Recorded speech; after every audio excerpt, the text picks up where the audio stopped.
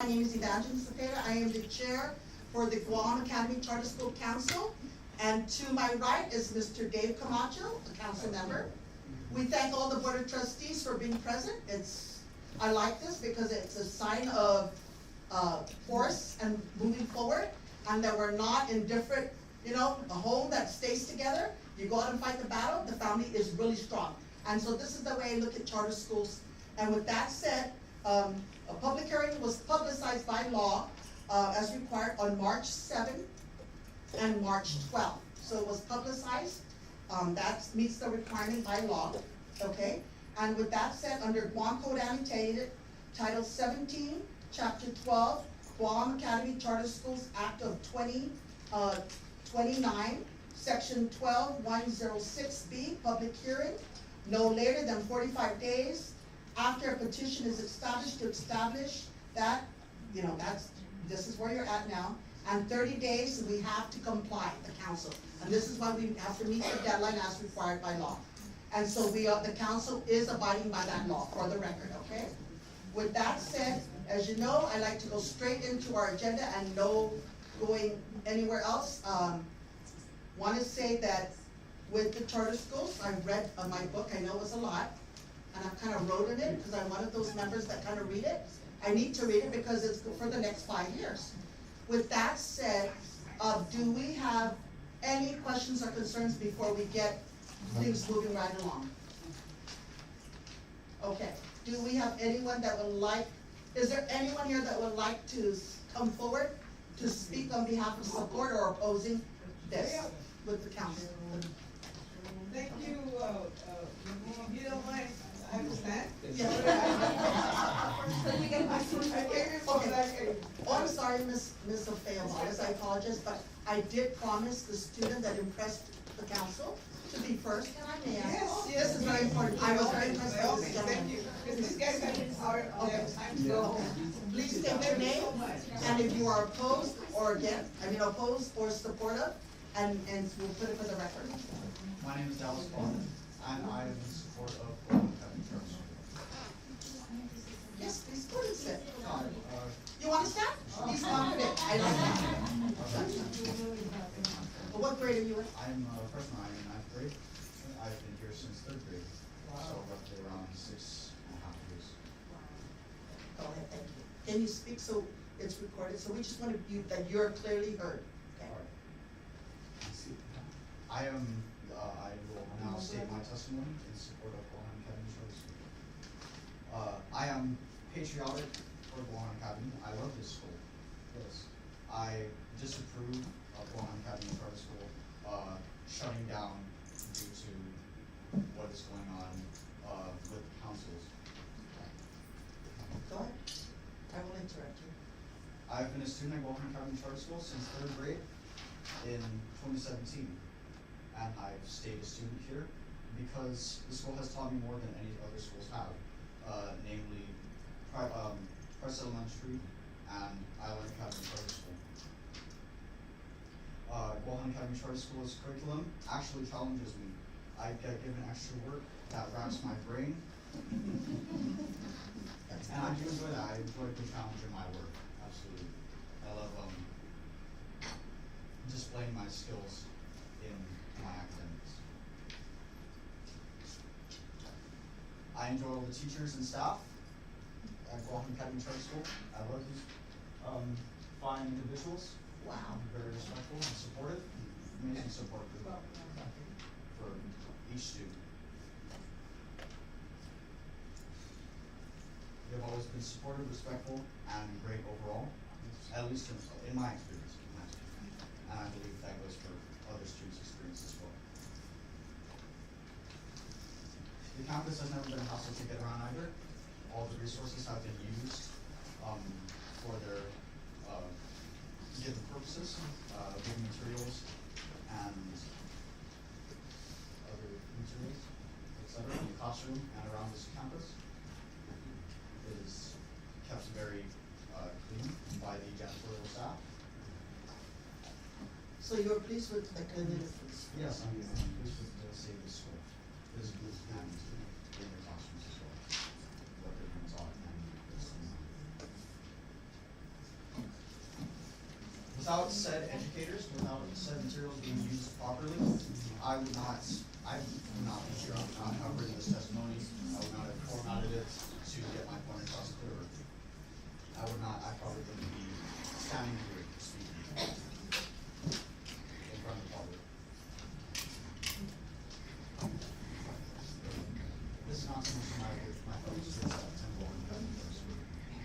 This school has been a great support group for me and others. The majority of students are disciplined. And everyone is an amazing support web for each other.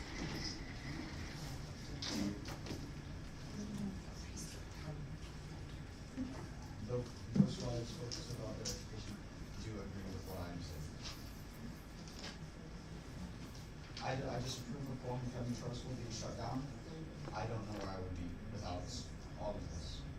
All of the years, all of the memories, all of the teachers, all of my friends, and all of the knowledge I've learned along the way because they challenged me.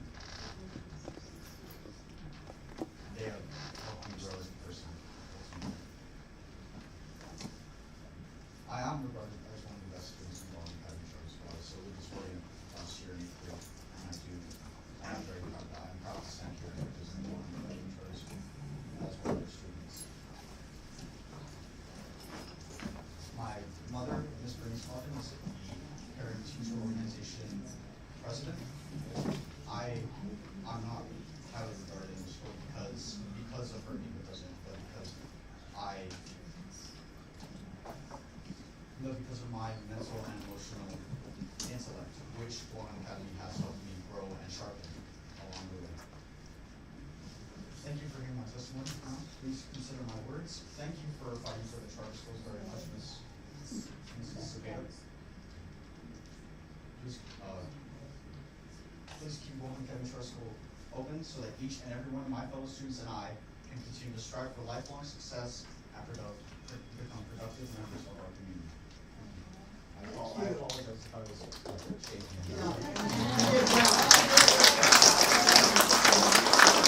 If you could just stand before so we can have council members, if they're interested, ask any questions. I'm open.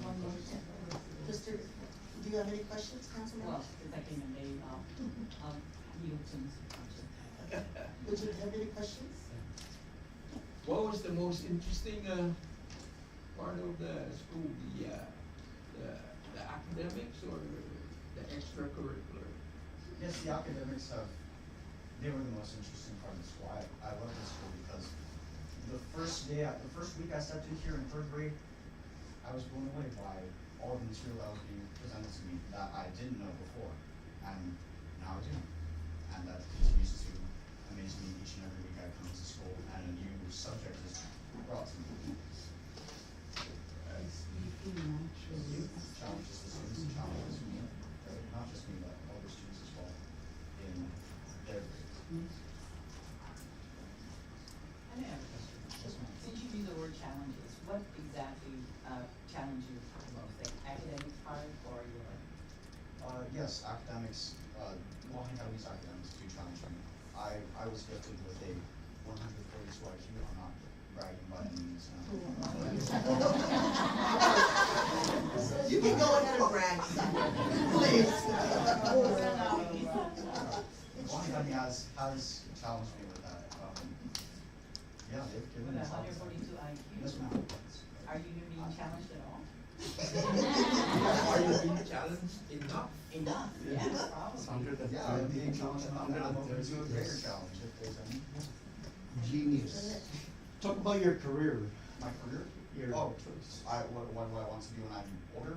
Yes. I wish to be a cardiologist or a Nice. cardiologist. Oh. Because in Guam, there are a lot of people with heart problems, a lot of people with, diseases caused by being overworking. And how does this school assist you or help you like through your, Well, meeting through your? One of my career advisors, Mr. Crisostomo, paired me up with a doctor who is taking residency at UC Davis in California. Nice. It's part of the He's a career physician, program. And he helped me map out my career plan in what I should do in order to become a cardiologist and help out.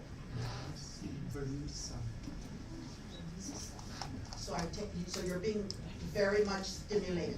Yes, You're ma'am. not being bored to death? Oh, no, Okay. no. You're It's always smart. Yeah.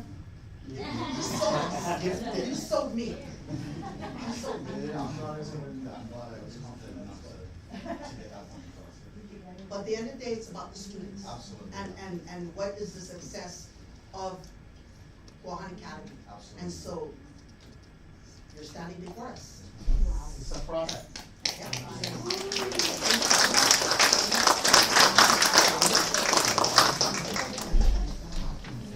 Good job, Mom. You're awesome. Wrong, Mama. Let's go and we'll go into it. I know he's just like outside about. Of course. Thank you. I appreciate it. Who's next? Please call. Sevilla's next. Yes. Please state your name, all that, your grade, opposing or supporting. My name is Tawila Kursana. I'm a junior at Guahan. May you speak up louder, just for the record, okay? Buenas and Hapaday. My name is Tawila Kursana, and I'm a junior here at Guahan Academy Charter School, proudly serving as both their student and their Guam Youth Congress representative. Today, I appear before you with the unwavering support and advocacy for the renewal of Guahan Academy Charter School. So, providing some context, I have been attending Guahan Academy since the 5th grade, so this would be my 7th year now in the school. I often come across the question, why did you choose to stay at Guahan? And it is always followed by, you're limiting yourself, or you're missing out on opportunities. Truthfully, I have always pondered these queries myself. In fact, during my sophomore year, I sought to expand my horizons by transferring to Guahan Community High School, driven by the desire for broader experiences beyond the confines of a smaller educational setting in Guam. Yet, grappling with a series of unfortunate events, I ultimately made the one decision to return back to Guam Academy or prioritize my well-being. In reflecting on my time away from Guahan Academy, I have come to a profound realization that the school possesses a quality that is elusive in many other educational institutions. At Guahan Academy, the bond among students, teachers, and staff members transcend mere words. It is not just a cliche, it is the living, breathing reality of our school community. I have been able to meet lifelong friends at this school while also meeting such significant men in this life. Every teacher I have met at Guahan Academy has consistently shown unwavering support for all students' dreams and aspirations. One example of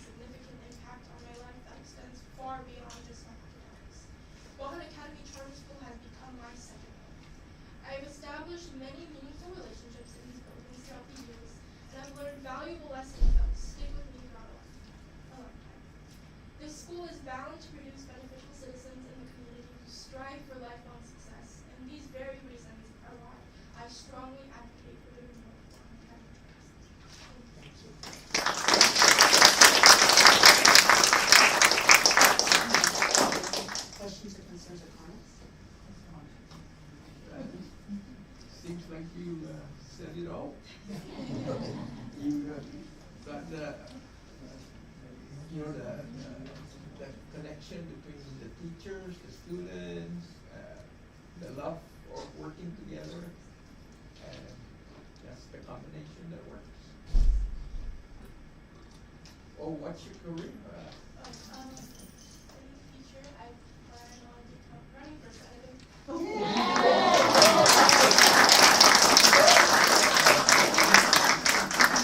What's your career? You have a doctor, you have a senator. Well, right?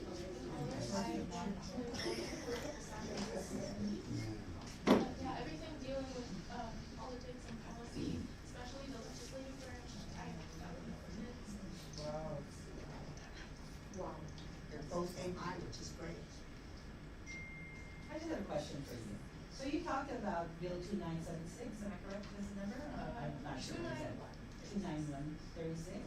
What exactly is that? I'm sorry, I wasn't here during That that was, time, so. the Heartbeat Act, Yes. Okay. All right. And they allowed you to do the American thing to protest, which is a great practice. Yeah, democracy in action. No, you know, Yeah. only in America can you protest. Every other country, you're not allowed to, or, Yeah, that's no. No, it's great, thank you. I don't have much, you said it all, I mean, really. I appreciate the students coming forward, because that's the most powerful thing. You know, it's nice to hear that, right? So, and I've heard from two great students. It impressed me. And so I don't know what else to say, you both said it all. So what's the difference between a Democrat and a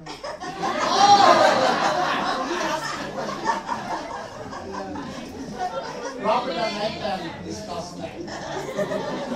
Please speak. No, in your view? in my view, Go ahead. we're more so new generational view. Right. Republicans have been known to be more traditional, most Democrats have somewhat come to be more open-minded, I guess, but I wanna go off of my US government class. It's the time that it's the form to do it, they're asking questions.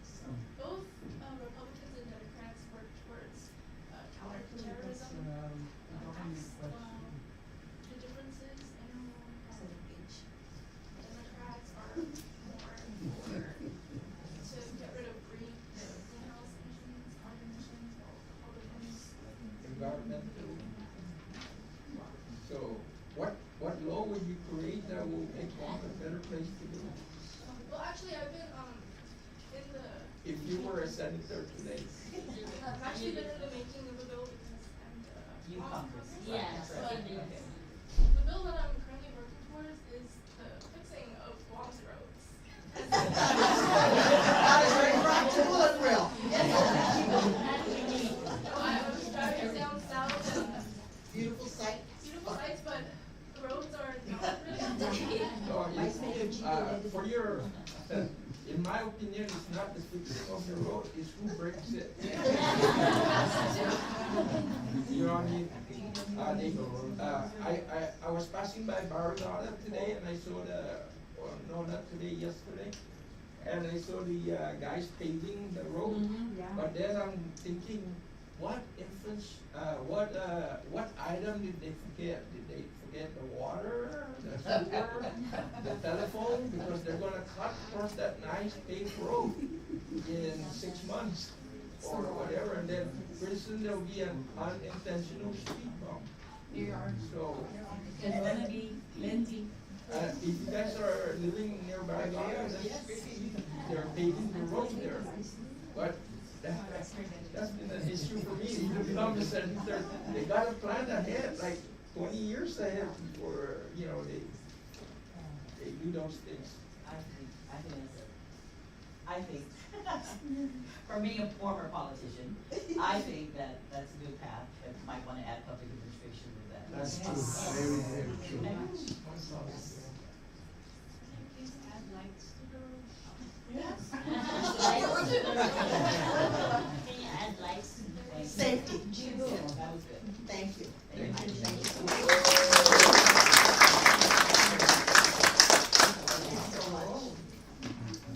We have a Can't get any better than that. That's Ms. Pasqua. No, you can come up, please. Yes, please. And again, please state your name, if you're, if you're for this or opposed to this, okay?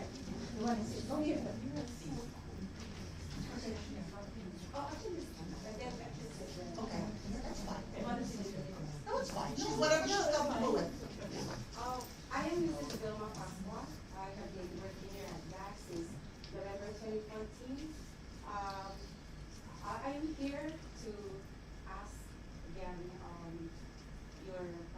to give my support to Guahan Academy Charter School to operate again for another 6 years.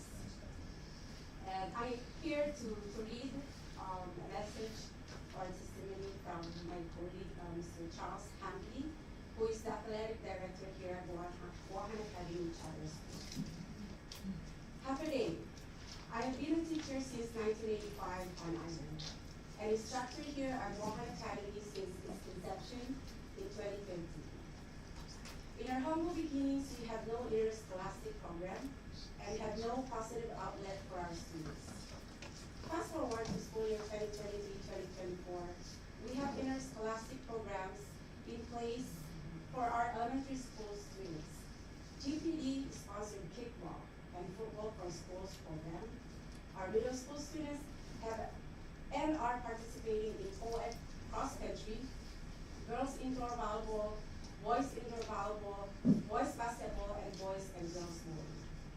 Our high school students have and are participating in boys and girls bowling, girls indoor volleyball, girls and boys beach volleyball, and we have come a long way since 2013. I am proud of all our students and how hard our athletes work to maintain their grades and positive social behavior. If our school closes, I cannot imagine where all these 700 plus young people would find themselves. Our school treats each and every one of our students as family, and that is something not too many other educational facilities can say. I implore each and every one of you to come to see for yourself the family bond that we share with each other and with our students. Let's keep the Guahan Academy Charter School family intact. Thank you. And can you give me this opportunity to also to say something? I have been here at GAC since 2014, and I am a living testimony here why GAC is doing well, and why I stayed for 9 years here at this school. I agree with what Mr. Hamdi said about the family that we have for each other. We have each other's best support system. Every challenges that we had since the opening of Guahan Academy Charter School, and I know I wasn't here in the beginning, but a year after, why did I choose to stay here at GAC? This is my heart. This is my second home. I have seen a lot of improvement here at GAC when it comes to students' achievement and school improvement. The administration, especially now, the current administration has come a long way to give the best support for the teachers, for all the employees, for the staff, and of course for the students. As a science teacher, before they put me in high school, because I started here in small beginnings, humble beginnings. I started as a substitute teacher, and then transitioned as a teacher assistant. After teacher assisting, I transitioned to elementary DI teacher. After the DI elementary school teacher, now I am in high school. Why? Because I had the best support system, and I have seen that GAC has trained me well as an educator. I am doing all my best, and also I know that these students here need this school. That's why I am asking again for, and here to support for all of these, for the renewal again for this school, the Guahan Academy Charter School. Let us give our parents again their chance to give GAC or to choose GAC as their first choice in public education. That's all I can say. Please give us again this charter school renewal. Thank you so much.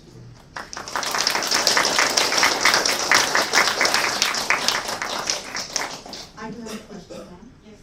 What grade do you teach? I am not currently teaching grade 9 to 12 as a science teacher. Okay. And, on your average, how many students are in a classroom? In a On classroom, your, it's like 20, 25 to 30. I mean, I don't want it to get large because we can't duplicate the DOE. Overcrowding, overbearing, overwhelmed. I don't want to do that. And this is why I really fight for the cap. Okay, and the reason for the cap is to have smaller classrooms, concentration on the teacher for the student, and not be overwhelming for the teacher. Because we know that in charter schools, they don't get paid like DOE's teachers. And the minute they're overwhelmed, they could just leave. So I just want to say that I don't want the classrooms to be large. Okay, that's very important for me. This is one of the caps, the reason why I choose to keep with the cap is because I like the classroom capacity to be smaller. It works better.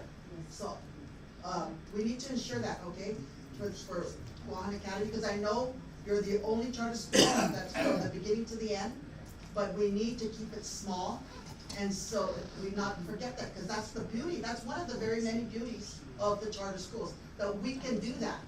We are allowed to do that. And my next question is with DI instruction, direct instruction. I received a call that said, and so I'm asking you, okay? I received a call from two parents saying that on the 9th grade, DI is not they're not doing DI. Yeah. Okay, so what is being replaced with that? We're actually using now, for high school. Yes. We're using, as a science teacher, I'm using now the NGSS and also the Guam standards. Okay, and how do you feel that's working for the student? Same. The students, how is the reaction to that? Or the adjusting. Yes. So their reaction to that, for the 9th graders, my experience is that from the DI transitioning to high school, it's really a challenge, but we teachers are trying our best to transition them from the DI or direct instruction, because I believe that in middle school they already started transitioning already to the Common Core and to the NGSS and all these regular stuff that we're doing in our traditional classrooms. Okay. May I ask someone that can, thank you. I wanted to ask that question, that follow-up question before I lose that. What the impact, because you know, DI is trained to do specifically a certain way, and then you're going from there into a new program. So yes, can you please? Actually, yes, DI program. State your name yes. because it's being recorded. Good afternoon, my name is Anne Santiago. I represent Guahan Academy Charter School. So our DI program is supposed to be to transition and put them at grade level. If we follow the DI curriculum to fidelity, we have 5 years to make sure that every student is on grade level. So our students from the beginning are tested. Once they are tested, we move them to the next grade level. So if we are implementing DI curriculum on the 5th year of a student, they should transition to the regular 6th grade curriculum. But we accept students. We have middle school students, high school students from off island who are not there yet. They have not achieved their skills yet. They don't speak English. We have to transition and teach them how to read. So they are being tested and they're placed in the correct level. One more question to that follow-up question. So when they're tested, not every child is the same. So if they're being tested and they don't pass, what happens then? So that's where they are placed in their DI level. Okay, they're not, I just don't want them to go to the next grade level, but they're doing very poorly as far, you know, I don't want that to And happen. that's the it's a proven educational practice Okay. of DI. There is a, No, but I need to make that for the record, because for the parent that Kate called me, I need to make sure that he or she is, you know, that question I promised that was gonna be asked. And so I just wanna make sure that no child is left behind, so to speak, okay, with this process. And that's our main, that's our main mission, to make sure that every student will take in their level and then move them forward so that they can achieve the best and, move them to their best potential. Okay. Thank you very much. Okay, do you have any questions, council members? Yeah, that student, unit, you said you have from 20 to 30. What is the, school's, level, what's required? The class size? Class size? For We- class size, I think, like, Is it 25? I Yes, was- it's 25 by ratio, it has to be 25, but we have classrooms that can handle up to 30. But we wanna make sure that we only have 25. In the lower years, in elementary, especially in our modular rooms, we only keep it at 18. Okay, so, For the lower unit. as a teacher, do you have the right to refuse if you go over 25? Or how do you get to 30, I mean, to 26 then?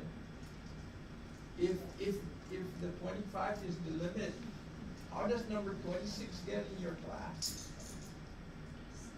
To answer that, Mr. Camacho, that's the beauty of charter schools, Right. because we don't have to follow by the guidelines of DOE. Right. The charter school dictates what fits them. I, as the council member, have the power to say, put a cap, because we don't want to do we don't want to jeopardize, you know, the DOE is a great system. All of you came from there. I'm saying that we can't duplicate the ongoing, because something is broken. So in order to not repeat that, to put a cap on the classrooms, but the charter Right. schools can dictate 8, or they can dictate 30.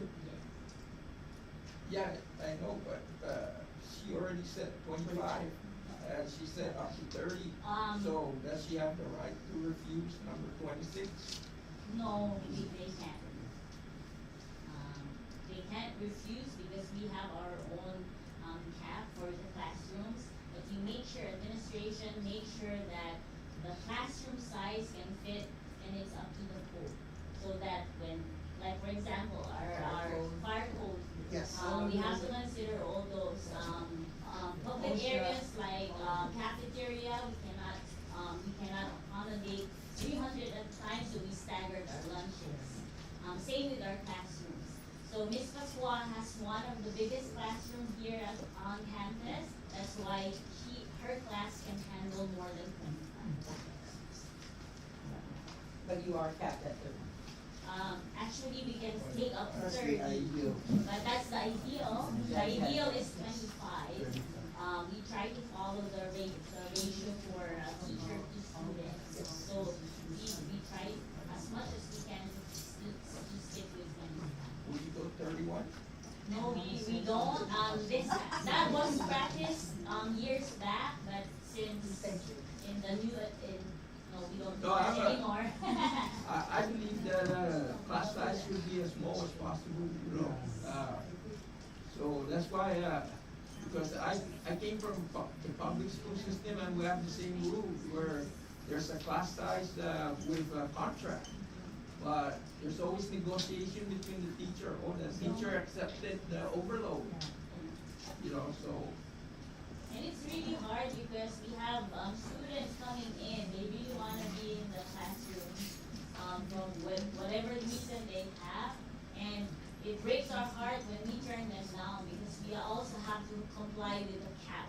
The public law cap for Guahan Academy is 765, so we really cannot go beyond that. Even if we are still capable to handle or we have the capacity, by public law, we have to comply with our 765. Yeah. Thank you. Yes. Ms. Rosanna?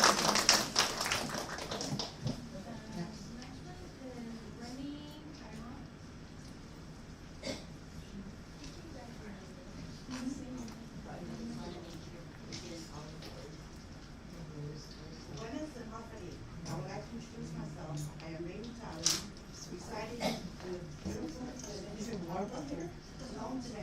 God's country.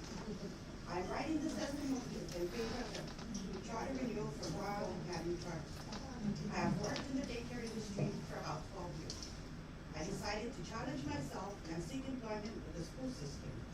So in the latter part of January 2019, I applied at the Department of Education at Guahan Academy Charter School. On February 5th, 2019, I was hired by GATS.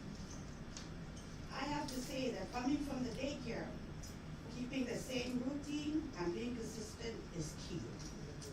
It was a different concept of being with GATS. When I first started working for GATS, it was totally different.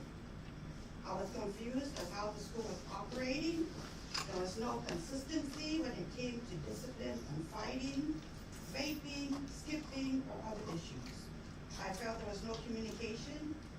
I would be asked to take students to the cab. Not 5 minutes later, someone would say, no, don't do that. I felt the school was operating on jungle rules. I even came to the point I questioned myself a few times. Did I make the right decision working here? But I love dealing with kids, and I kept telling myself to hang in there and stay, and I stayed with all the craziness that was happening. I have seen the multiple changes in administration, faculty, and staff. I have witnessed the struggles the school took to become what it is today. From being accredited, having an organizational chart, a pay scale in place, I have to say GATS has come a long way. All the current employees are now on the same page and know their main purpose of being at GATS. Our top priority is the safety of our students. Over the years, the school has done so much for our students to strive and become productive citizens in our community. Our students have also seen the seriousness and the consistency of the current admin team, as well as the support staff on discipline, referrals for fighting and skipping, that our referrals have decreased. Students are taking their education more seriously. I've gotten more involved with the new programs that the school has to offer, such as sports, in which I became the head coach for the beach volleyball team for 2 consecutive years, as well as the driving courses for our high school students, and so much more. I'm so proud to say that I'm so honored to be a part of this GATS family, for I know that what we do is all for the betterment of our students. In closing, I strongly believe in a favorable decision for the charter renewal for GATS, so we can continue to educate our students from various villages. And don't do this to a small. Thank you.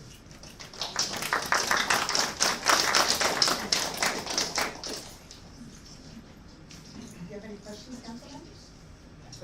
Not about charter school. On telephone fool, you said last time. I'm so proud just to heard brag about about it? it. Is when our former mayor, Tito Macedonia, was the mayor. He had so many things for our youth to do.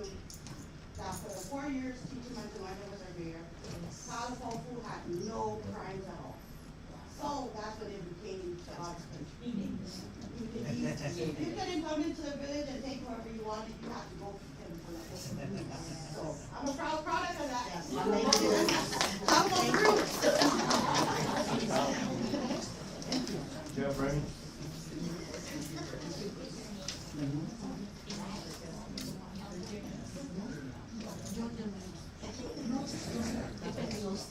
Next person, please. Finish, Charlotte? Sir, mannequin.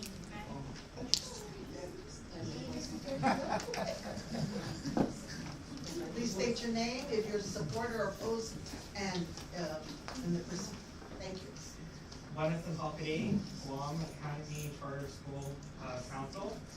Wahoo C serves Manaki, and I am in support of Guahan Academy Charter School being renewed as a charter school. I have been employed with Guahan Academy Charter School since 2020, and I have seen mass improvements in my short time with GATS. With the employees, I transitioned from a set salary to an incremental pay scale that offers room for growth and improvement. I transitioned from a school that lacked discipline for students to a school that now has and practices proper measures. I transitioned from a school that was discombobulated with their leadership, as Ms. Remy has mentioned earlier, to a school that has implemented and follows an organizational chart. GACS in recent years, under the new administration, has sent faculty and staff on trainings off island, providing an unforgettable training and professionally developing us as faculty and staff. What I personally love being employed here is that when I or anyone brings up a concern, bring up something that needs to be said, we at the very least feel listened to. The work environment as an employee has an improvement and will continue to improve as the years continue. For our students, as a secondary teacher for both middle and high school, I have seen immense improvements as it pertains to the education and safety of our Starfish students. Curriculum in middle school has adjusted to better serve our students. Students are tested and placed into their appropriate levels of math and reading. Within the past 6 years, we have competed for the first time since the school's inception in the IIAAG girls and boys volleyball competition.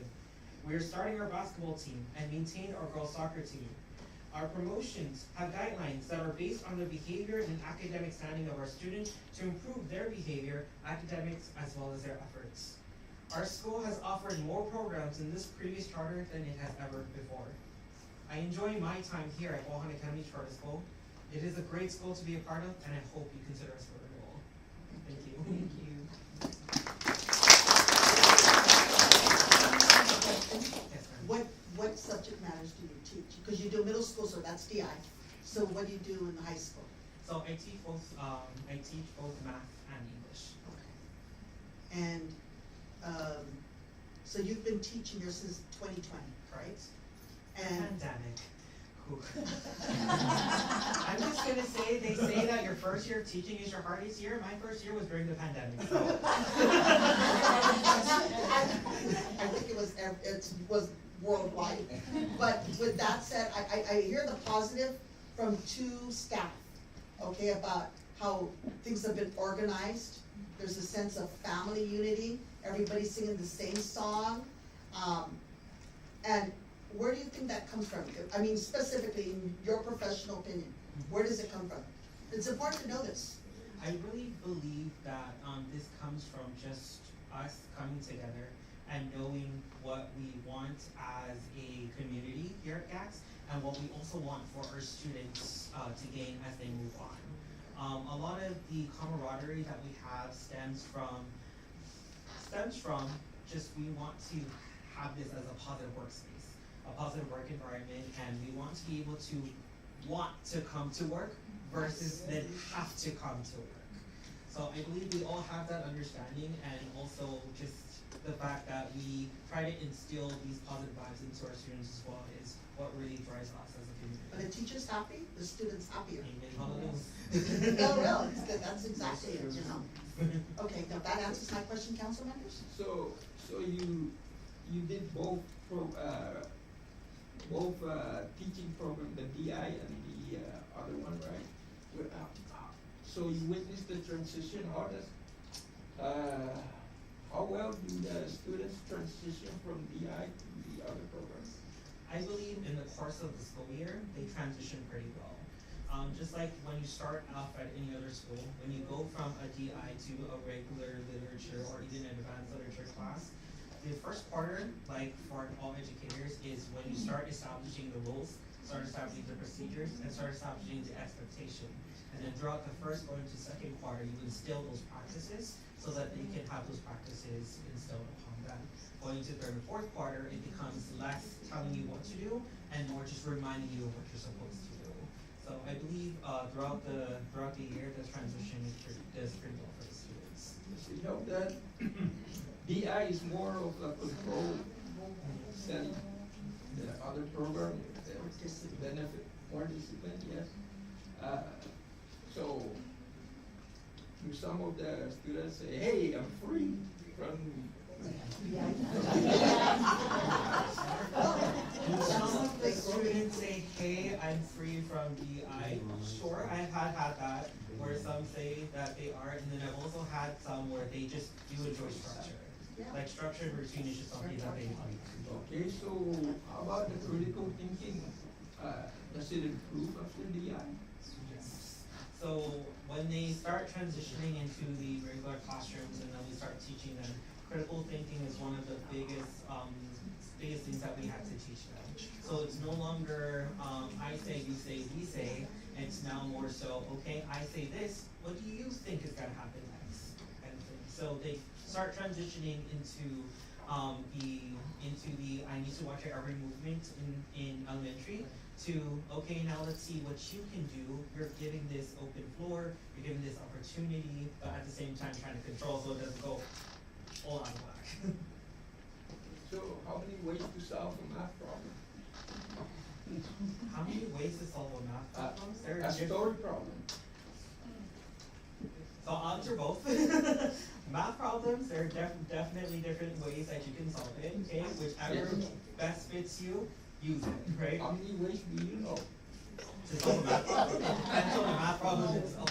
So, story problem. A story problem. There are definitely different avenues that you can take when it comes to solving a story problem. So if the question is asking you to infer, you just pretty much read it and then try to make it best. Thank you. Thank you very much.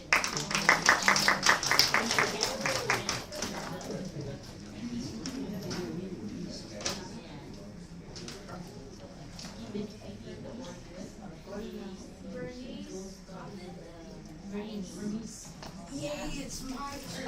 Yes, supposed to be third. Do I face this way? Whatever you're comfortable with. Either way, yes. When is an offer day? Well, see Bernice Moffness Cotton.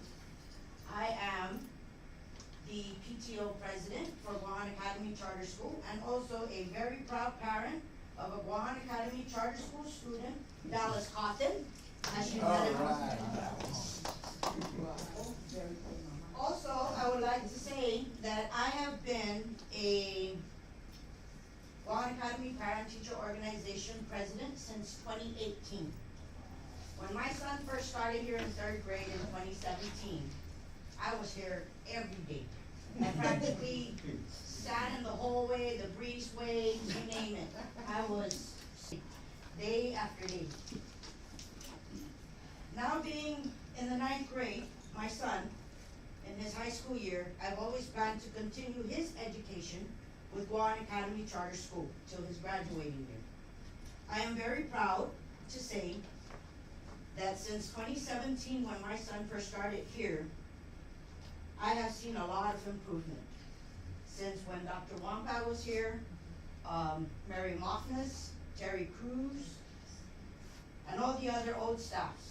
Now that there's new staffs, I love it even better because we get to communicate. Being their president in the beginning of 2018, I didn't know nothing. I didn't know how to be the president, what do you do? You know, I'm just a parent, I'm a proud parent. But I do support the school, I support my son. And being that, I communicate very well, work very well with the administration, the counselor, the staff, the teachers, everybody here. CEO, Board of Committee, Mr. Ebla, and Mr. Where did you go? Get me right back.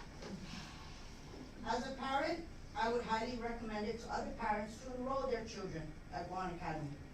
Just based on my experience with the school staff, faculty, teachers, and board members, including parents, I am very pleased and proud to say GAX is a tremendous school for any child to attend, to learn from, and succeed in all future endeavors. My son, as far as he didn't mention, yes, he's been the top student since third grade. Last year he made salutatorian, which is first time I've ever heard that. But he does make me proud, and what he didn't mention to the council was he also got offered an internship this summer at Stanford University. Did you mention that?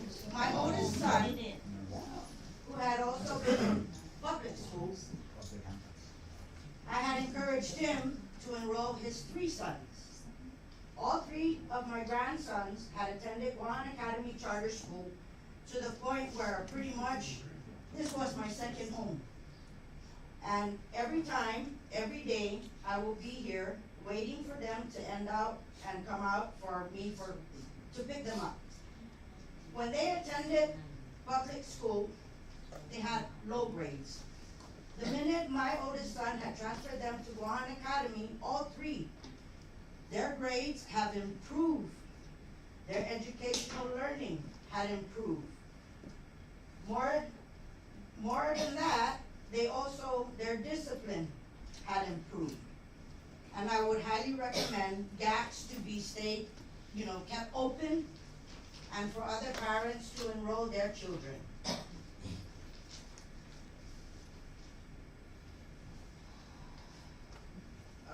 Hold on, I just lost my track here.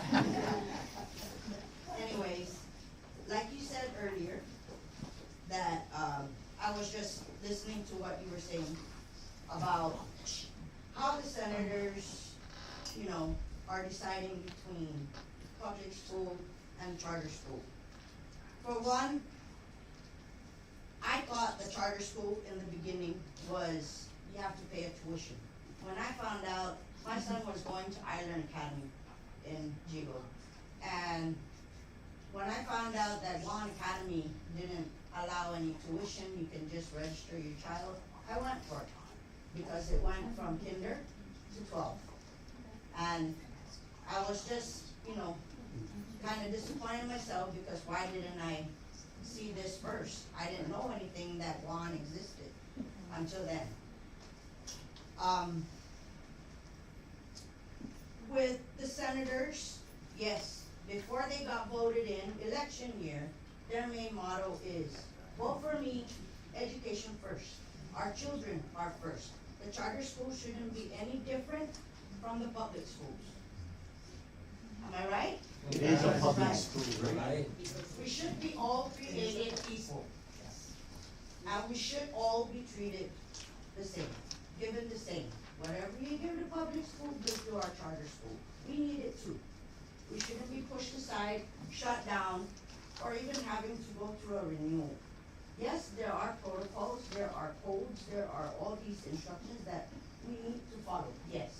But me as the PTO president, I'm out there trying to see and encourage other parents. Bring your child to Guahan Academy Charter School, they will succeed. I'm not saying anything bad about public school, but there's a lot of things to learn here at Guahan. And I've seen it because my child has made me one proud parent for Guahan Academy. And I love this school. I would say that for as long as the school still needs me, maybe even after my son goes to college. Yeah, I can't teach. You got your brand. My grand, yes. They allowed you to be PTO. I didn't even want to. I was just like, I'm only here to pick up, drop off. I was bus driver and grandma.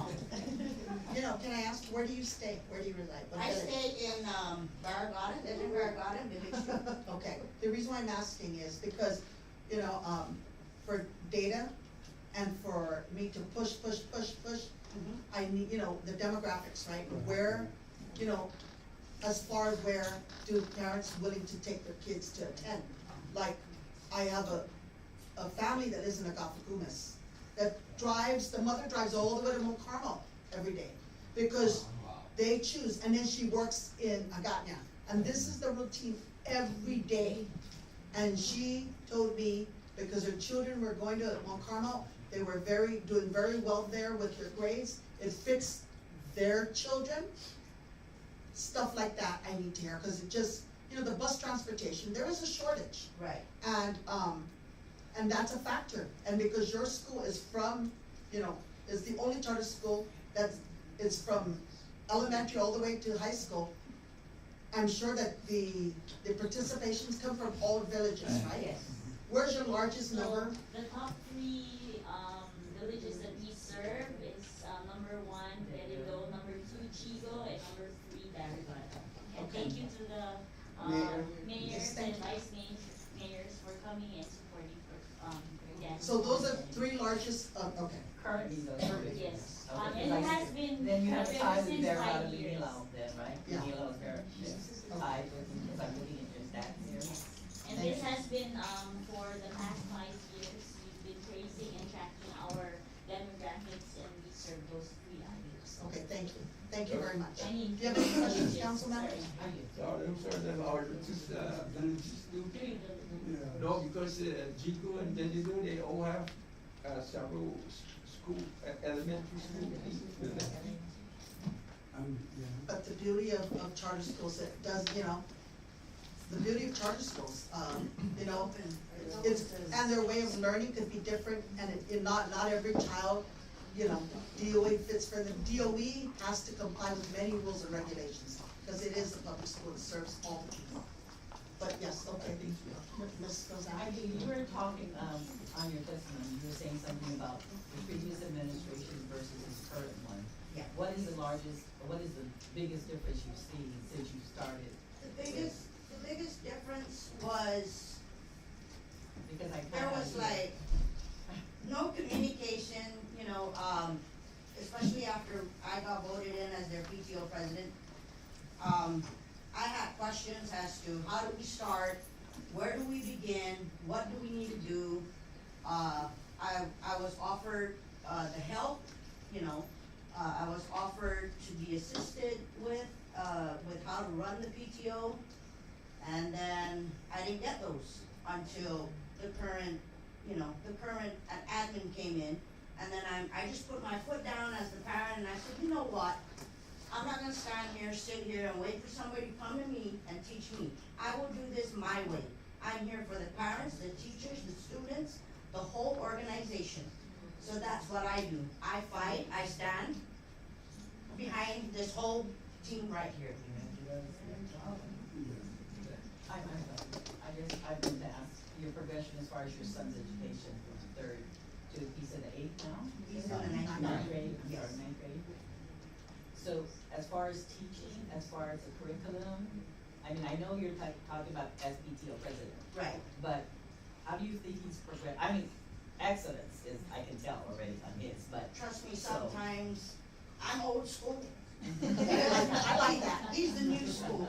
So a lot of times he's teaching me what he has learned right What can now. you tell me about the teachers, as far as their teaching methods, as far as what they're bringing to the table for your child? Your child is an easy person to teach, he's brilliant. So, but what about the other students?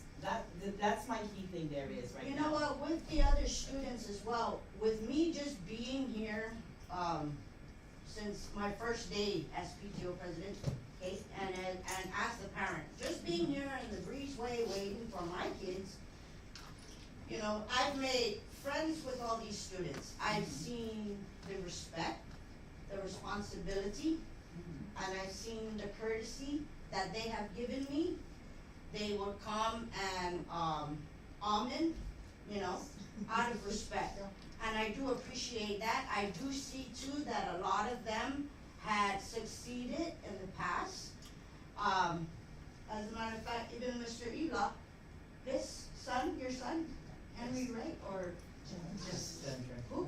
Just had a scholarship as well from one of our uniform vendors and the PTO. And with that success, I've seen it also, not only in my son, but the rest of the students. They come up to me, they tell me what they need. I will go and proceed to admin and start having a conversation with them. How can we work this out? How can we improve this for the student? This is what they need, this is what they want. And Thank you. we all fall into the same beach. Thank you. Okay, since you're the head of the parent-teacher organization, what is your, perception of what's the percentage, like 100% involved in the school or only 50% involved? So let's say, I'm not sure what's the parent population, let's say I just give you like 100 parents. Out of the 100, how many are like in it for 100% or only 75 of them are in it for 100%? In the beginning, I didn't see a lot of parent, interaction with the PTO or with the school. But as I went on in the years, being the president for the school, I had gone out to our Facebook page, encouraging other parents to come in, show your support, join us on our PTO meetings, any events, meetings that the school is gonna have, I will go out and invite all these parents.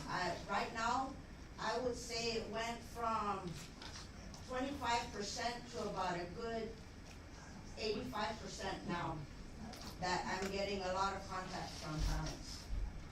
That's 768 students, so 85% of that would make it what? Well, so much more than that. So actually, if I may, we keep track of the demographics as well of our parents, and our Am I looking parent wrong? involvement on page 56. Okay. So other than student parent orientations, parent teacher conference, PTO meetings, our PTO meetings became consistent. Every third Thursday of the month we have attendance. This started ever since we came back 100% from the pandemic. When Madam President mentioned 85%, it's not 85% of the 765 parents, Oh, okay. because we cater to kinder, 12th grade, and 60% of those students come from the same family. Right. Whoa, 60% come from the same family. So these parents represent different grade levels, Yeah. Now I see. and they come in. That's why, thank God, I only got my youngest son and my 3 grandkids at the time. That's a That's lot. why you're very well family oriented. Yeah, Okay. that's a good point, thank you. Thank you for being a good parent. Yeah, Thank you. that really helps. Thank you You know, when a parent is involved or a grandparent is involved, that really helps because they can't leave it to the school. That's a big failure. I've always said that there are a lot of bad parents. There are really a lot of bad parents. They leave it to the teachers and to GPD, they leave it to everybody else but themselves. And everybody has to take onus, and this is part of the family system here, right? Thank you, I appreciate that. Thank you. Thank you.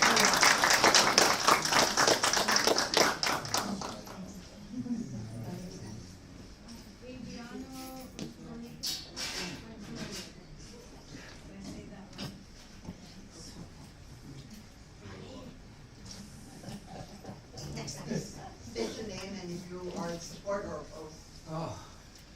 Good day, everyone. My name is Daviano Tulele, and I strongly and fully support the renewal for the Guahan Academy Charter School. But before I proceed, I would just like to pay my respect to the vice mayors that are present, fellow council members, board members, Madam CEO, and of course, my 2 wonderful bosses, the principal and principal, everyone else here. So, not really a great public speaker, but I would like to think of myself as a great storyteller, so I'm just going to go ahead and tell stories, right? So, I've been here since spring of 2013, 2014 school years. I started out here as a graduate intern for the counseling program, and then eventually got picked up to run a grant. But then I started noticing some great aspects of Guahan Academy at the time. So I decided to just go ahead and work. But this is not for me and not for the employees, but I would like to highlight on the students. You're doing fine. For the longest time, I think I've been here for like 9 to 10 years, I've seen a transition of many age group students from kinder to 12. At the beginning, we had the Literacy Academy, and that was up to 9th grade and 10th grade. In the first 3 to 5 years, what I have observed with our students was the waves that were coming in the enrollment were the waste from, or like the out from my school go to Guahan Academy. All the disciplinary issues that other schools have, we took them. We had students that at lunchtime during those first couple of years, they would take showers in the parking lot. the expectation was that we should get mad at them. But did we? No. For what reason? And that's what really, I think, kept me here, was the understanding part. You can't label a child based off of their action, but rather more so on their background. Some children don't have water at their houses. Some children do not have parents that are present with them. So the level of struggle and the population that we work with and provide services to was difficult. And mind you, the school itself was going through so much scrutiny in all angles. Every single student that we graduated, we ranged from first graduation, I believe we had 2 students, and now we're graduating about average 30 students per year. That's a major difference. And I'm all here for the students, not to just provide the services, but to see the impact that the school has on them. And I can write probably an encyclopedia side story based on the impact that this school has had on every student that I've seen their faces, known their families, and have worked with personally. So I was a teacher, and then I became a counselor, and now the only counselor at Guahan Academy Charter School. I think the reason why I strongly, or no, I don't think, I know for sure, the reason why I strongly support this school is it's driven for students. It's not for building your reputation. It's not to highlight who you are as an employee or as an admin or as a board, but rather more so, how do we transition these students, regardless where they come from, to be at their best potentials and to be, like all our presenters say, productive citizens of this community. Fast forward, come to this administration now. They have the skills and knowledge level of the people that I work with today. It's just amazing to me. I've worked in every administration that has been at GAPS. Everyone was amazing, but everybody brings different things to the table. Currently, it's always the best for the students. We've fixed a lot of things. There has been a lot of confusion, like my colleague there, Ms. Bernie said, it was a jungle rule. But it was a jungle rule for a reason. We have to know and understand that the school was at its infant stage. It was the beginning of a great school. And I think we need to also recognize the growth that Guahan Academy has endured within these 10 years that we've been here.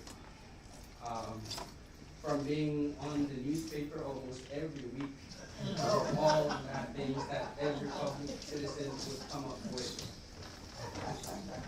to having the pictures of our students having done so much work and presenting their work in the community, like Ms. Carasoma and Mr. Cox. We don't just know our students because they are on the roster, but we know them because we care. And I don't only speak for myself, but I speak because I like to observe everyone who works here. Genuinely speaking, this school, I can say, is very different from every school on Guam. I cannot say that it is better, but I can say that it's unique in its composition and its vision. The people that provide the support for the very people that work in this school, like Mr. Crisostomo and Mr. Charvelar, you know, I can't think of why they would do it, but it's, to me, I want to believe that they do it because they see the impact and they want to make that continue on even better. But it all comes back to the students. Every single student that at those years that we went through difficult times, even if they were labeled in some ways, when they exited out of Guahan Academy Charter School, they become somebody. When I line up in the bank to go whether to ask for money or beg for money, my previous students are in the line, in their workforce uniform, or they're dirty because they were working at GPA, but they're working. We provide productive citizens. They don't go running around, they become productive citizens. And I think that at the end of the day, that is the success story of the school. It is our students. So the rest of my colleagues and the students have said everything else. I just wanted to do that highlight on the kids because the kids deserve to be known. Thank you. Thank you.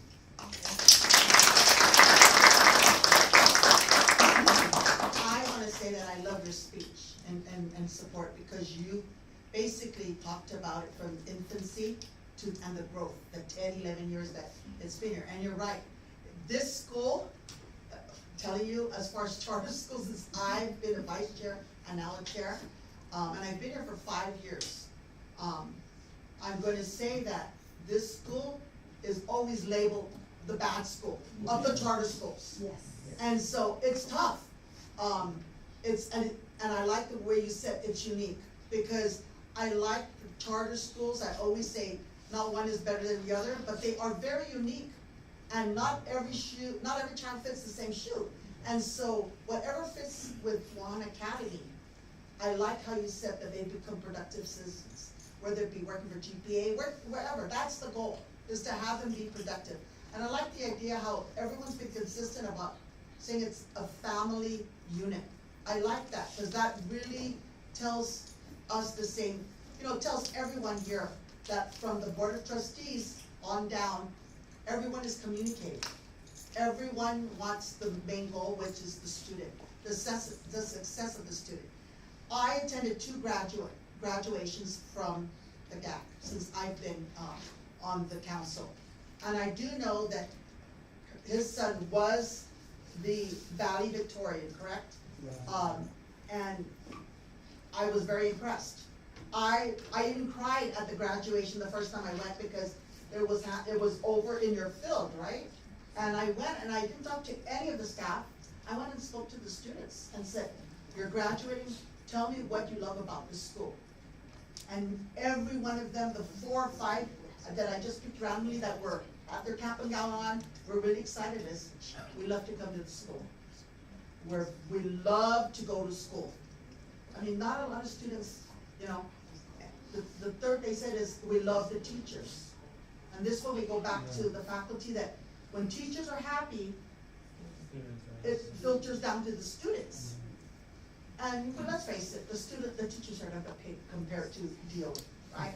But with that said, so they have to love what they do. And you see when I said the teachers don't get paid, your eyes, that tells a story. That's profiling. It spoke volumes. With that said, it's very important that the students be happy at the end of the day, because then it becomes a very positive learning environment. And hearing that and being recorded, hearing this is very important.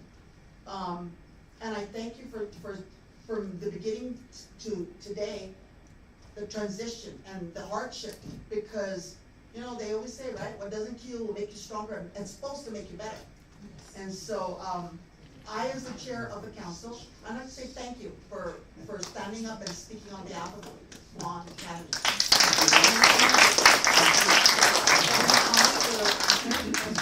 Do you know of any of your students that end up at DYA? Yes, we have a couple.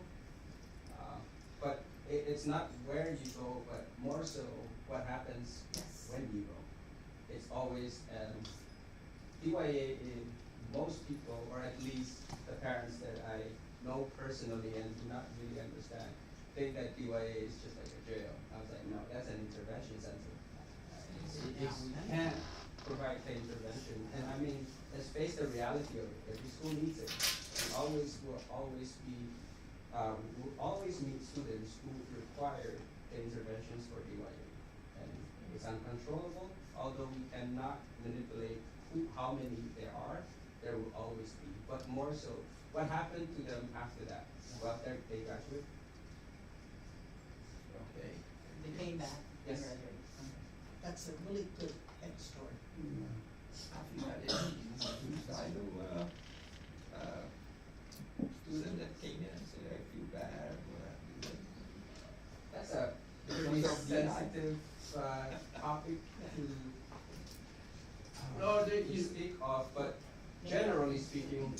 Yes, we've had several, It's a reality, no matter what social class you are in. thank you, I think that's the right. That's the best way to put it.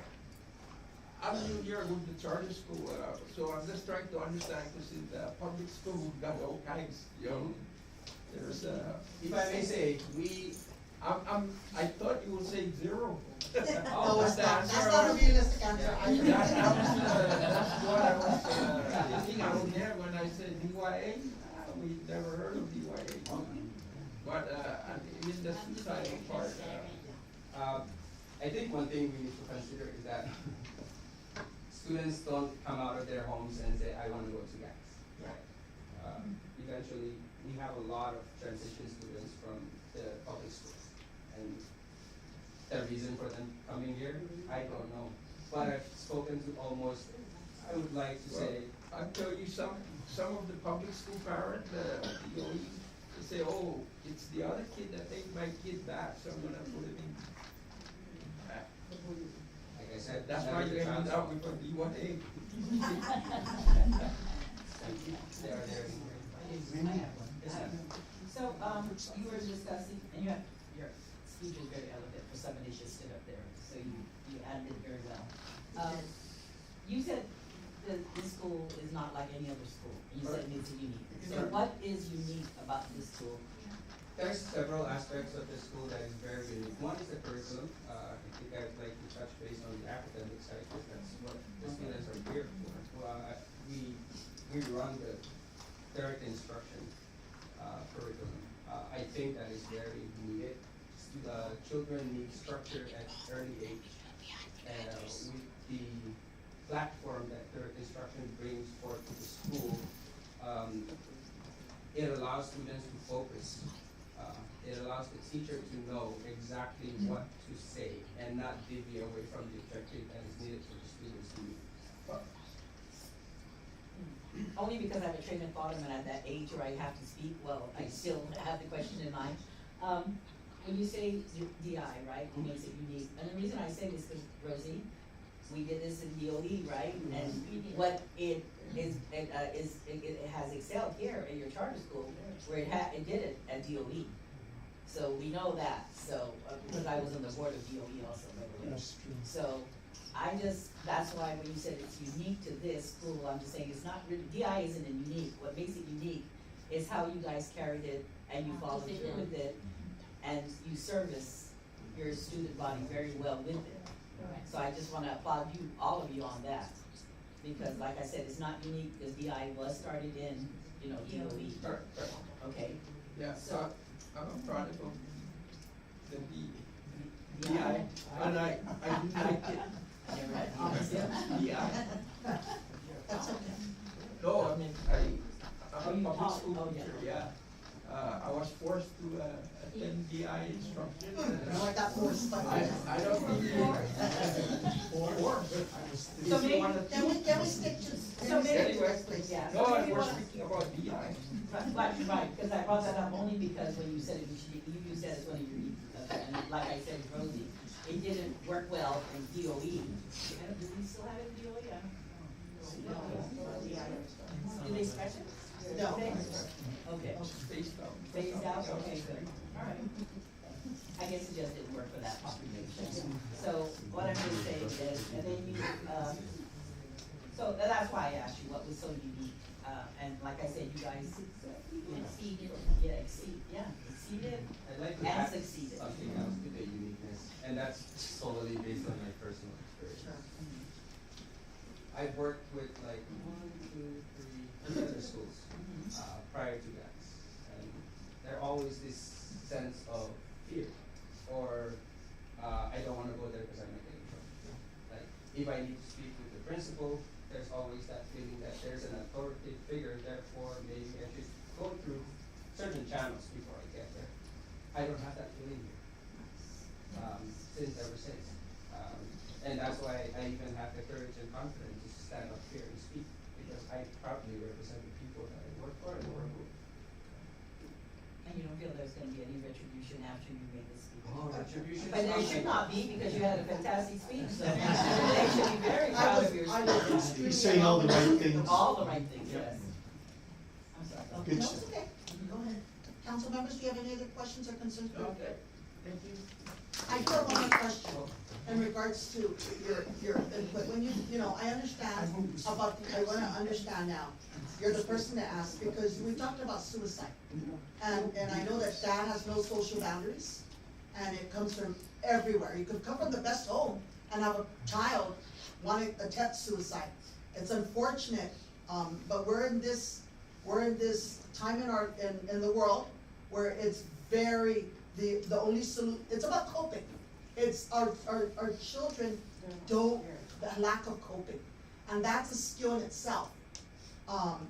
And so counselors have their hands, I commend you, I commend you.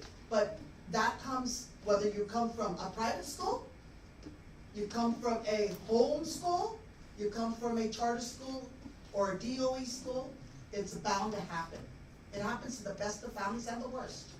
So I just wanted to say that. And second, with regards to uniqueness with DI, the structure is very important when they're young.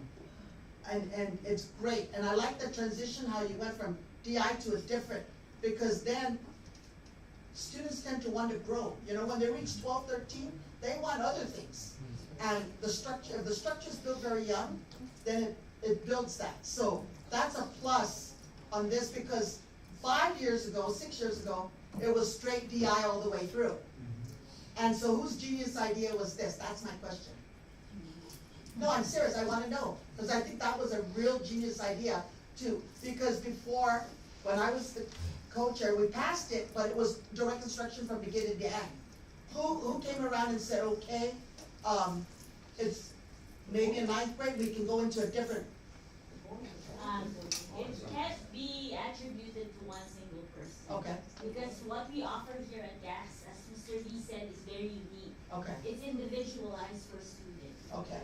We look into the data of every student. Okay. So if DI covers 5 years for us to transition, to teach them to read, we transition them to learn how to read, then we now teach them to read to learn. Okay. And then when they go to the middle school, we offer all programs. We have social emotional programs. We built our foundation on the 4 pillars, not just the academics, but also the social, emotional aspect. And we are concentrated. And I just have to bring this up too, because at the end of every school's mission is to prepare the students for their future, whether it be college or their career.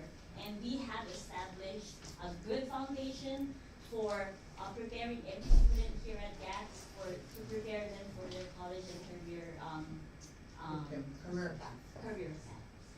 If I may just, in addition to Madam CEO's comments, I'm not privy to the different levels of decisions that are being made at GATS, but I am very privy to the students, all of them.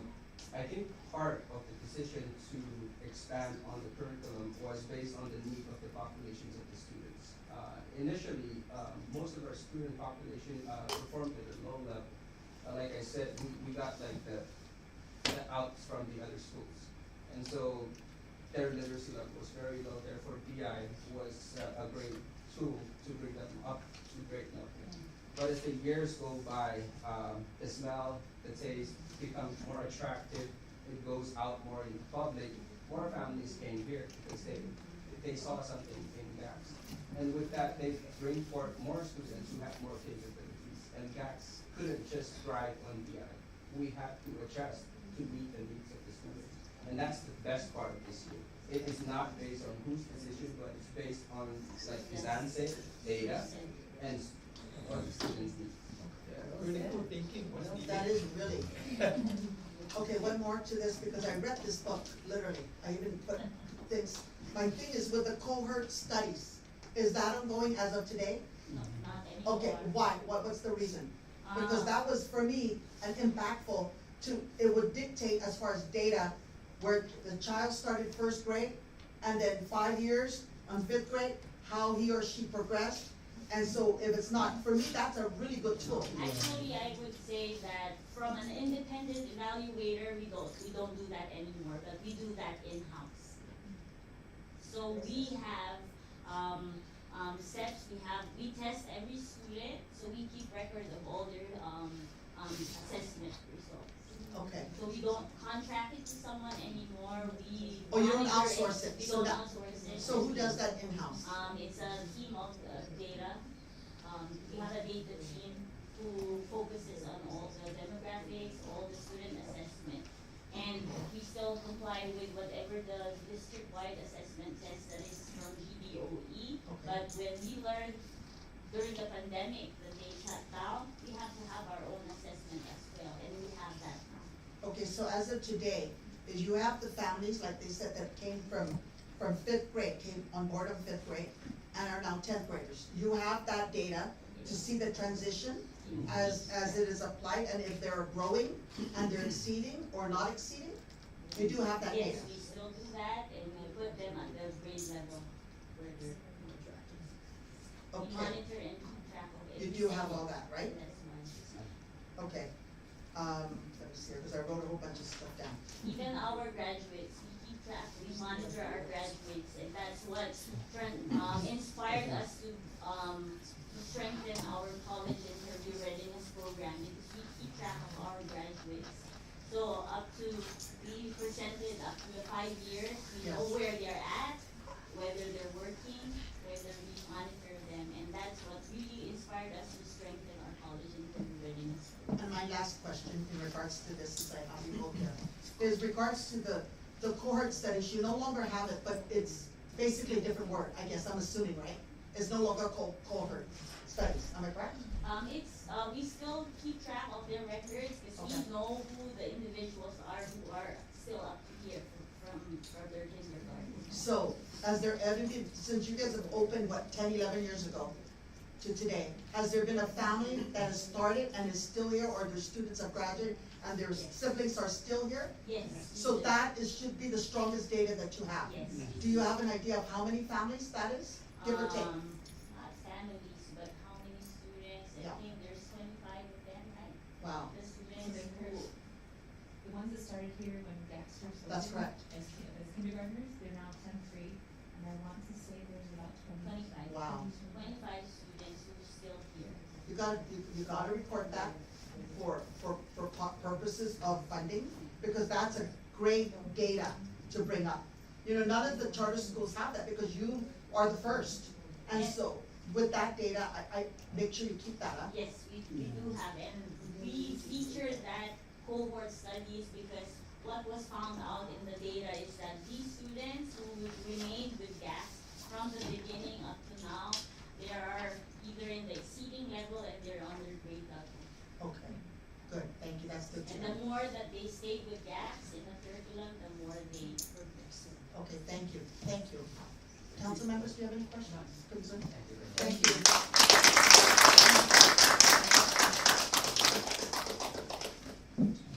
Isolina Elomina.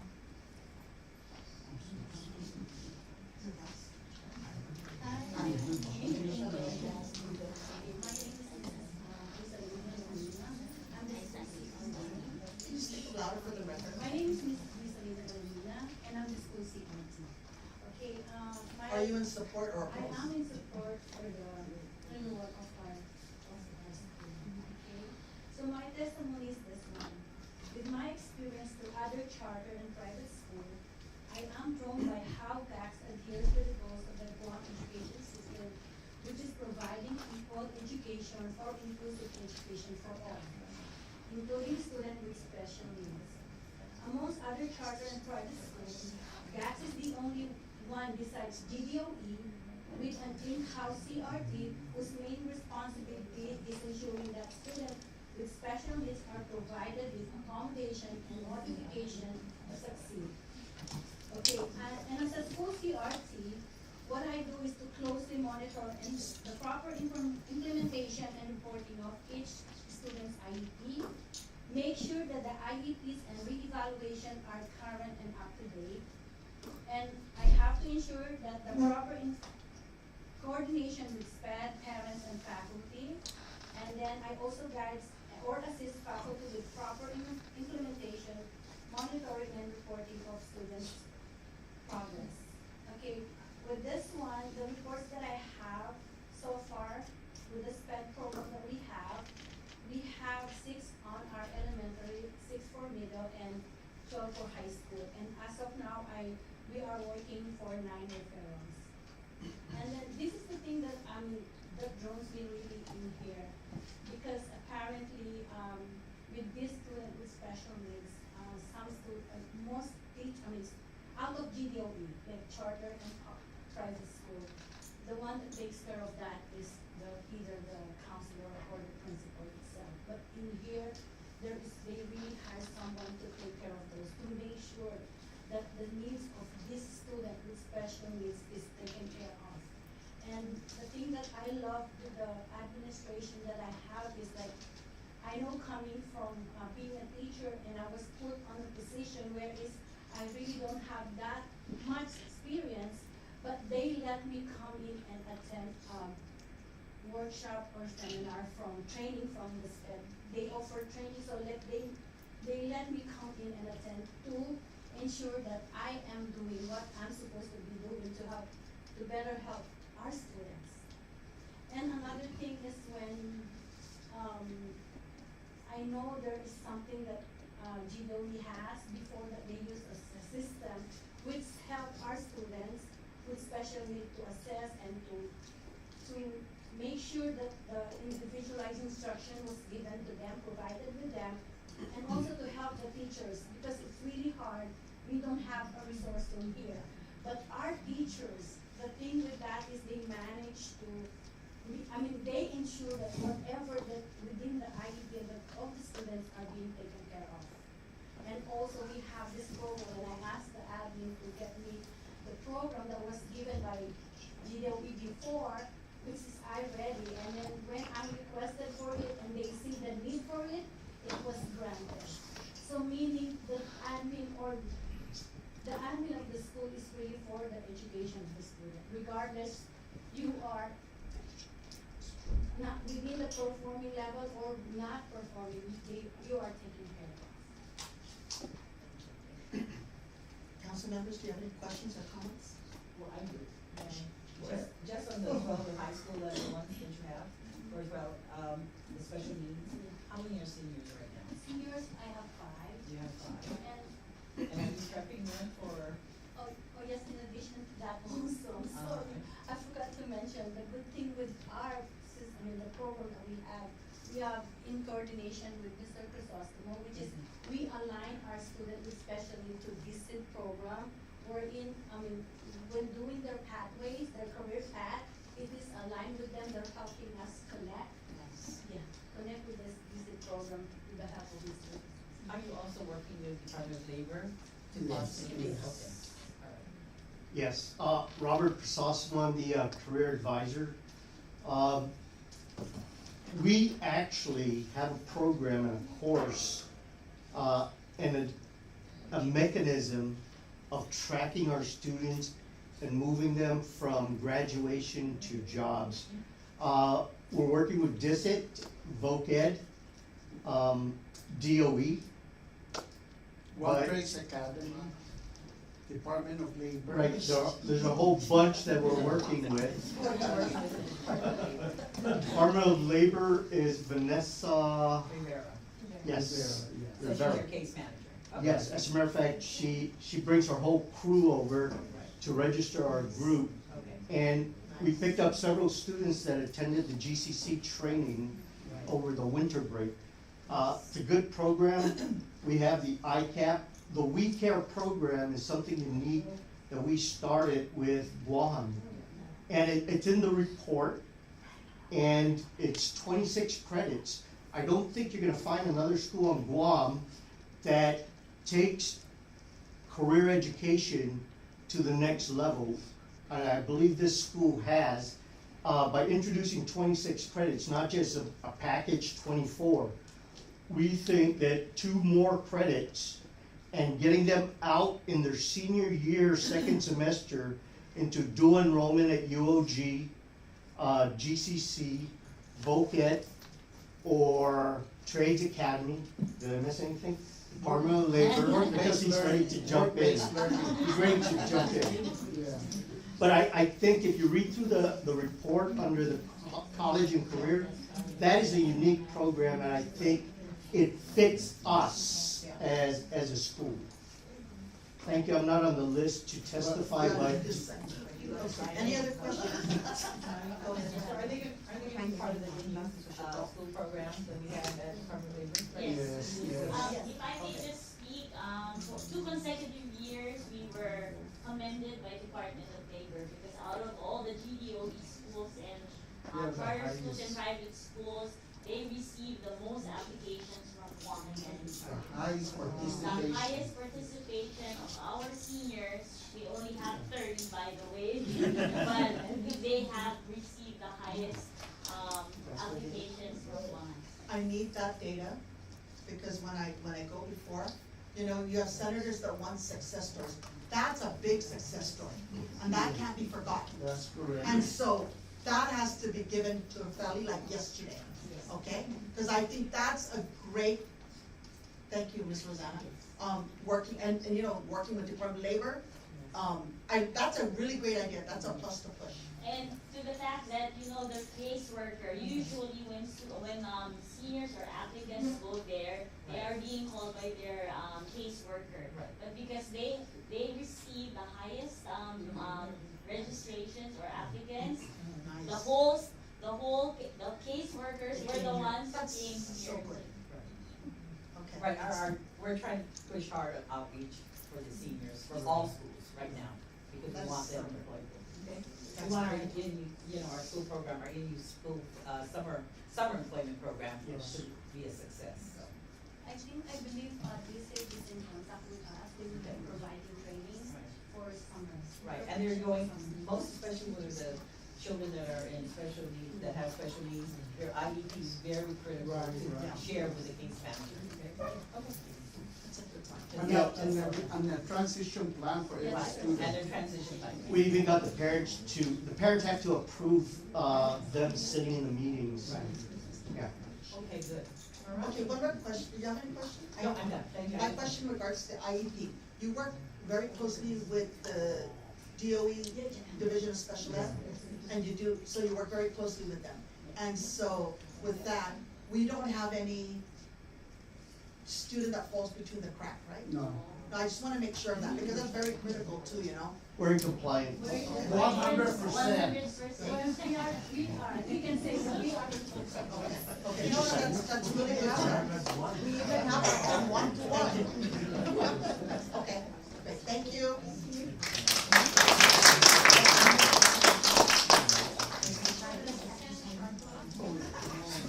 Sir, the best for last. I'm going to make it.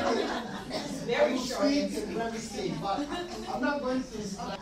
I am facing the discipline of advisory council. You're now asking for an impassioned plea not to suspend me 10 additional days of expel me from school. So, Talking from experience. So I have, Mr. Charla, can you please state your name and if you're support or opposed to this? Just for the record, it's a public hearing. well, and I will do just that, but I have made a testimony that I'm going to provide each But and it's every being member. recorded. It is being recorded. Okay, I'm going to be very formal. It's the same modality that I use when I go down to the legislature. I am not a gifted speaker, I am a scripted speaker, so bear with me. Madam Chair and Guam Charter School Council members, buenas and half a day. I come here this evening to fully support the Guam Academy Charter School application for renewal and to continue operating as K-12 educational institution. My name is Kenneth P. Chargleff, and I have been a community resource member, volunteer, for Guam Academy Charter School since school year 2019 to present.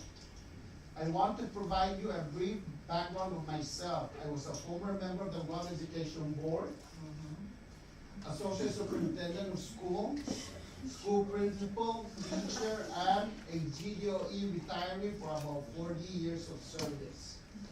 In 2019, the Guahan Academy Charter School Board of Trustees requested my assistance to help guide the school's accreditation process with WASP.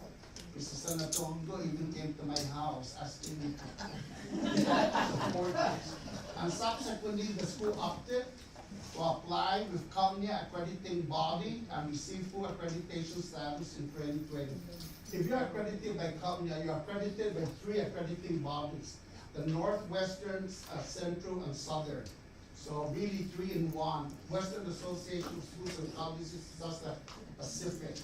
And you were the first Western. and only, right? Gap was the, Guahan was the only one because everybody was on COMNIA, Guahan. and the Department of Defense, because COMNIA evaluates 55,000 schools internationally, global-wise. And St. Anthony, I gotta throw that in. And St. Anthony, that's correct. Thank you, sir. I continue to provide guidance and conduct professional development training, such as professional learning communities, collaborative learning teams, transforming the school's culture, classroom observations, lesson planning, and curriculum mapping. I also coordinated efforts with the Division of Curriculum and Instruction with the Guam Department of Education to provide additional support in classroom instruction that works, formative and summative assessment, curriculum alignment, and more. In working with the administrative team, teachers, and staff, I find the school highly committed to improving its students' academic achievement and improving its operations, efficiency, and effectiveness.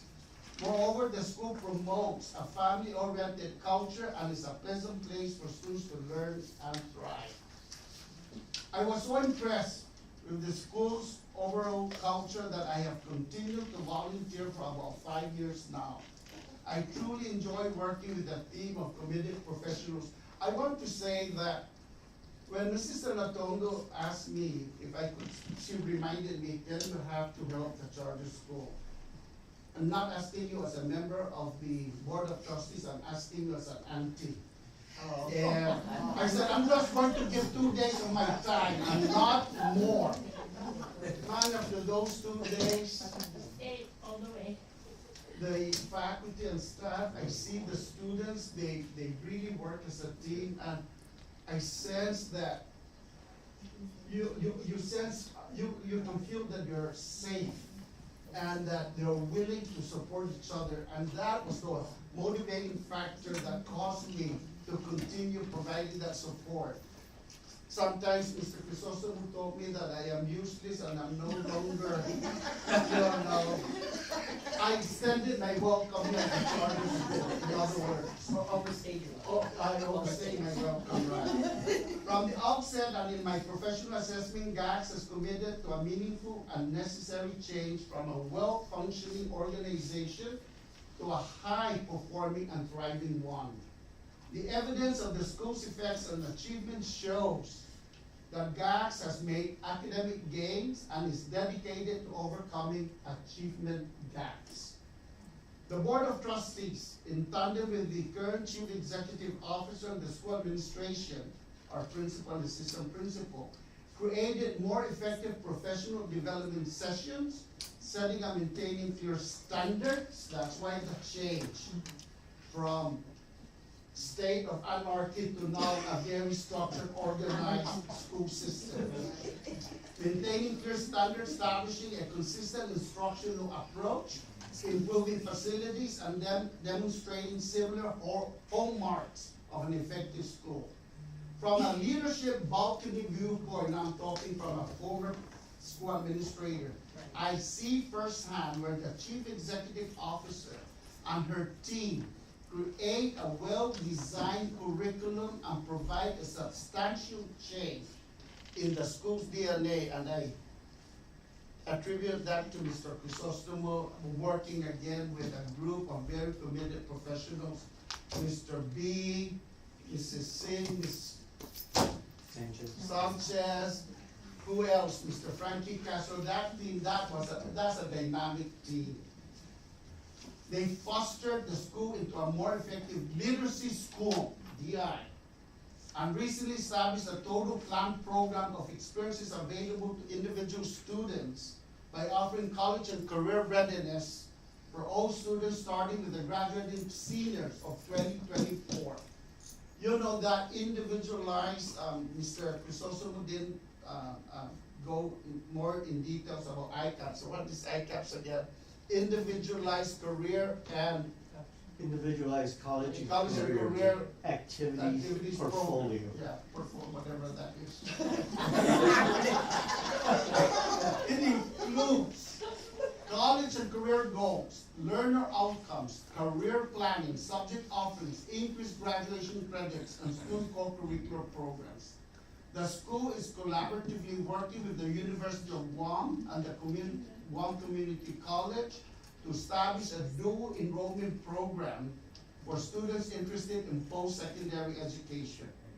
Similarly, the GAS has begun its partnership with the Department of Labor, Guam Trades Academy, and various workforce industries throughout the island, including the military branch. It is envisioned that students will acquire specific industry professional certifications. In closing, I ask the Charter School Council to approve and support the Guahan Academy Charter School renewal application. Should you have any questions, of course, you can call me, you can email me, you can do whatever you want, you can WhatsApp me. Do it for your hair?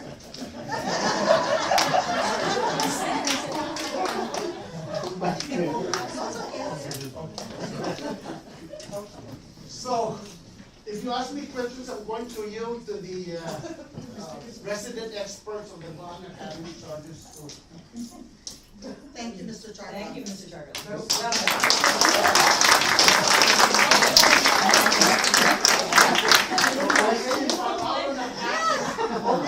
It's all good, it's all good. Thank you. When our kids see him walking in, they're like, oh, there's our grandpa. I wanted promoting that thought. They call him grandpa here at school. Well, you know, I have one question in regards to the ICAP. Yes. How long is this been about 2 years now, or close to 2 years? No, we only started in August, but it's been Last year. full, no, this, Oh, yeah, this school year, August. right, okay. But it's been officially adopted by the board January, just this last January. So it's going to be a mechanism that is going to serve as the framework of career endorsement for this graduating class. It's a great. Everybody had to do it.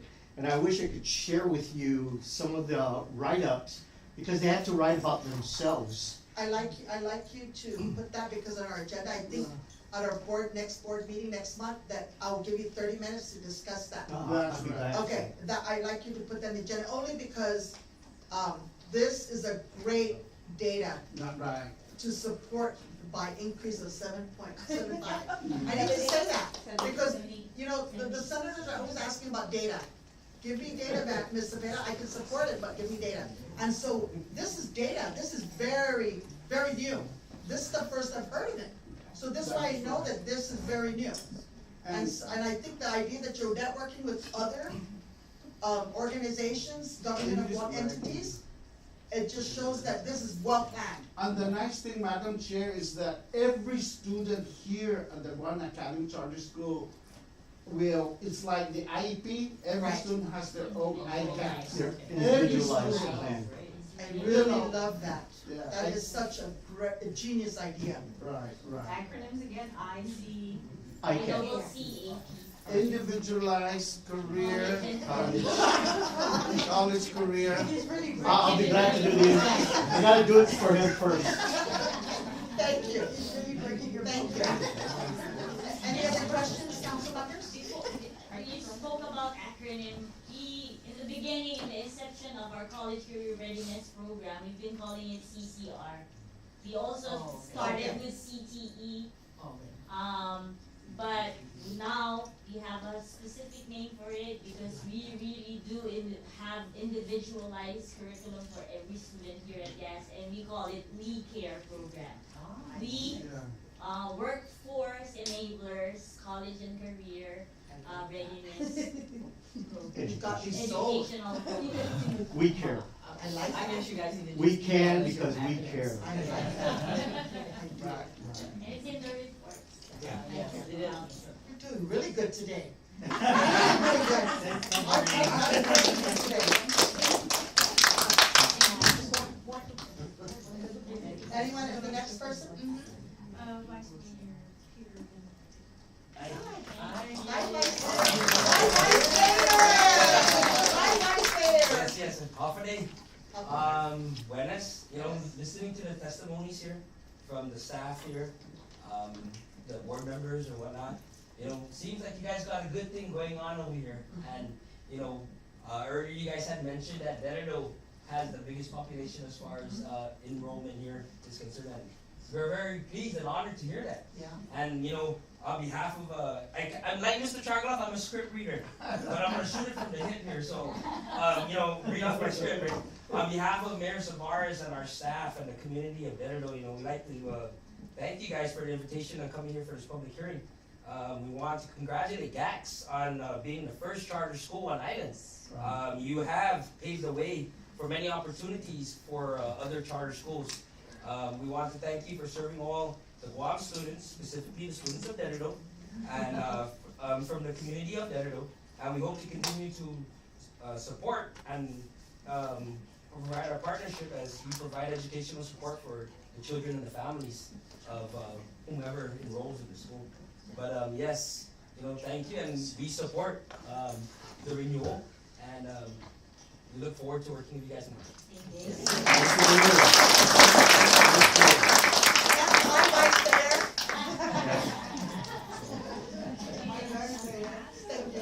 Mayor June Ross. Last but not least, right? Yeah, but at least it's the last. That's my mayor.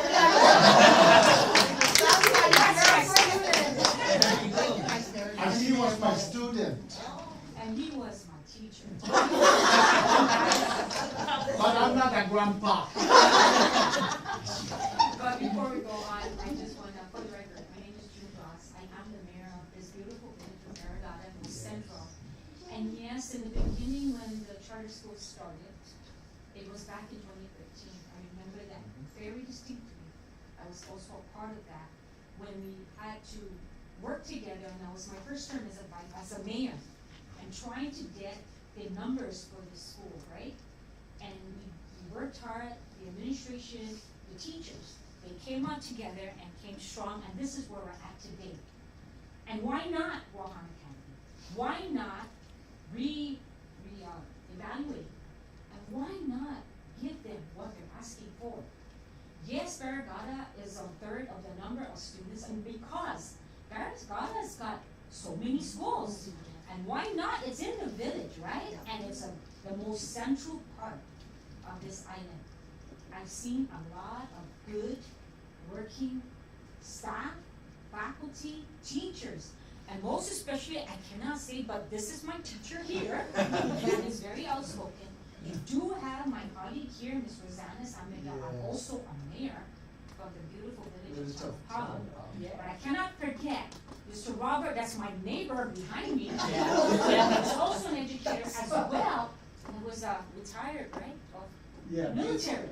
So you have all that. You have all these kids. You have something coming together as a community based from what, kinder to 12. I'm very proud of the school.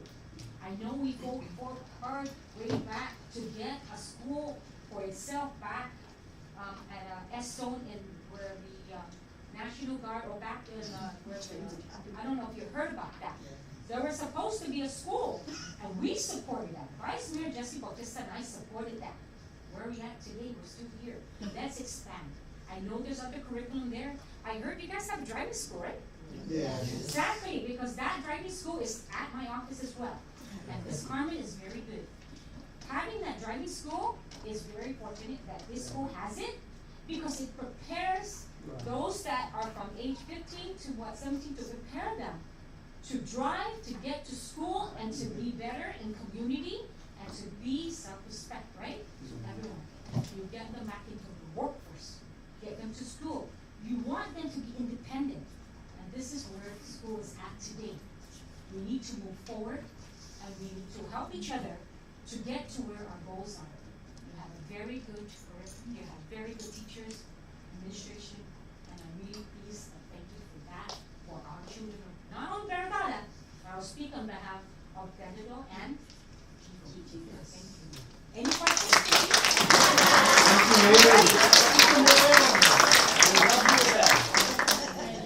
Thank you. No question. Oh, yeah, okay. Is there anyone else now? Okay, for the record, I wanna acknowledge that we do have the Vice Mayor, Peter Benavente from Delgado, present for the public hearing, and our Mayor from Barrigada, Ms. June Blas, here, and we appreciate you being here because you are the grassroots of every village. It's a demanding job, no one's ever happy, they call you 12 midnight and you can't say no, you know, that kind of thing. I know.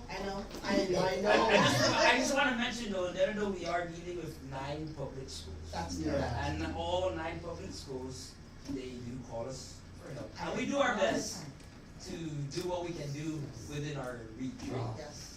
You know, we have 12 denominations of faith in the village of Derrido. There's several private schools in Derrido, but you know, likewise with, you know, Mayor June, you know, we all do our best at our level to help out all our constituents in our village. Yes. And guide them to the resources that are available out there. Thank you, That's Vice the Mayor. best we do. Can I add one more thing? Sure, Mayor. Being that we are in the whole season facility, listening that you have a volleyball and all this sports, we will be refurbishing all those Thank you, courts Mayor. there. You are more than welcome to utilize them. And what we mentioned about beach volleyball, we are gonna have beach volleyball programs. Wow. Thank you. It's an ideal place for the schools here. Yes. And I'm very proud. Those that don't have gym, Barrigada's gonna have a gym soon. You're more Ours is welcome almost to done. use ours. Use our gym. Thank you, Mayor.